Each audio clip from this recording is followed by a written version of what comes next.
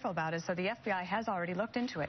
They actually looked into George Zimmerman, and they gave a full report to the state prosecution saying we can find no instance of any sort of racial undertones of George Zimmerman. And maybe they'll find something else if they turn over more things. I mean, I don't know what else they could find, but also I think that when a president speaks, it's to multiple audiences. So from the prism of self-defense, if you think of the young mother whose 2-year-old son was shot in the face by the 2 black teens that approached her in Atlanta, and that baby has died, why do presidents choose to speak about one case and not the other? That's why it's better maybe not to talk about any of them. They chose to talk about this one.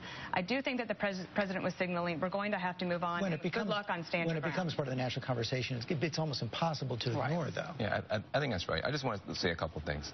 First of all, the stand your ground situation is very, very problematic. You have Marissa Alexander. That's the next big case. She's the African-American woman who tried to stand her ground and against her husband, her abusive husband. She fired a bullet into the ceiling. She gets 20 years in jail for firing a shot into a ceiling, whereas somebody who fires a shot into a teenager is still walking the streets a free person. That is a reason for us to look at this. But there's something positive that has not been talked about from the right.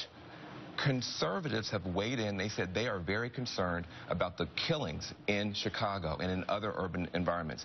African-American leaders have tended to dismiss that and say, well, they're just scoring political points against civil rights. They don't mean it. I think they may be too cynical.